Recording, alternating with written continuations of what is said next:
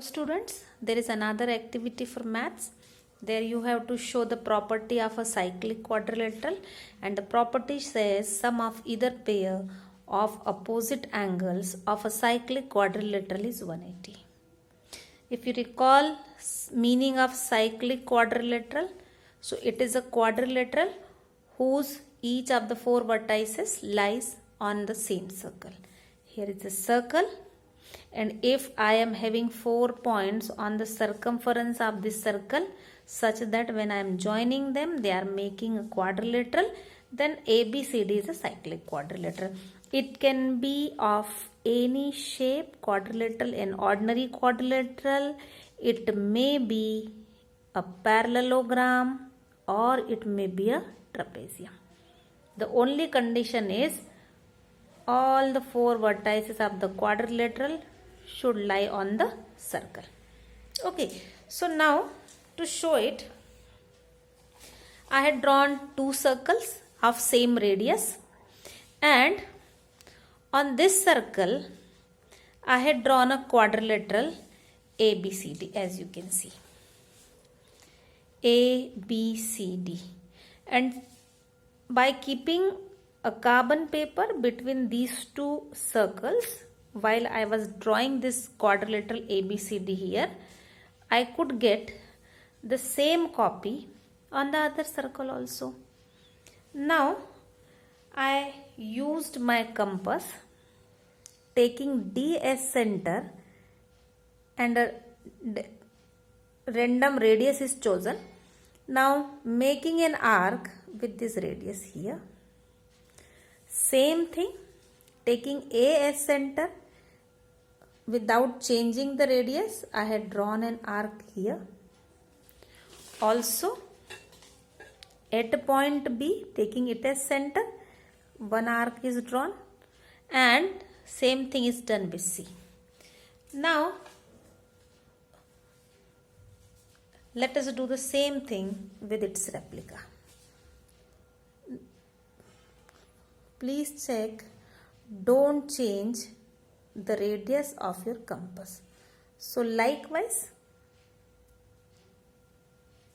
you are drawing the four angles. We are keeping it same so that there may be no confusion, to make it sure that the measurement of the angles are not changing.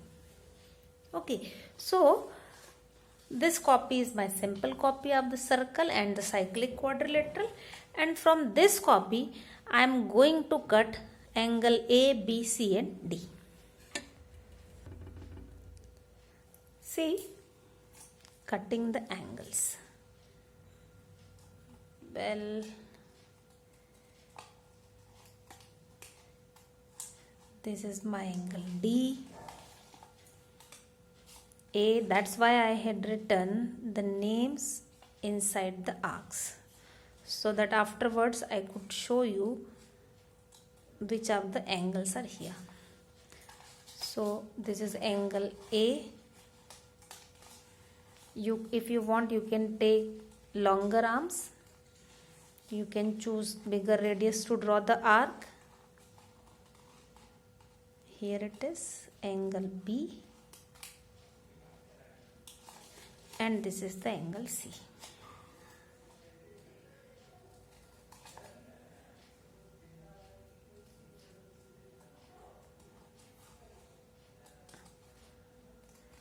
Okay, now if you can remember, when I drew in this copy, A and C are opposite to each other.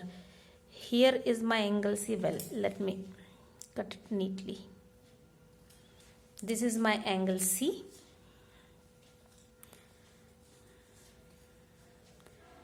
What about angle A? Here is angle A. Okay, let us paste the two together. What an amazing thing. See, when I am putting angle A and angle C together, they are forming a semicircle, a linear pair. So by pasting these two together, you can show they are forming a linear pair. A line is there. That means their sum is 180. Similarly, this is your angle D, here is angle B. Please check, this is the arc part, this we are putting upside. Okay, and these are the two arms of the angle. So along one of the side I am joining. Please don't bother what if the order is getting changed. There will be no problem. B and D also forming a linear pair. If I would have reversed the order, here D, here is B.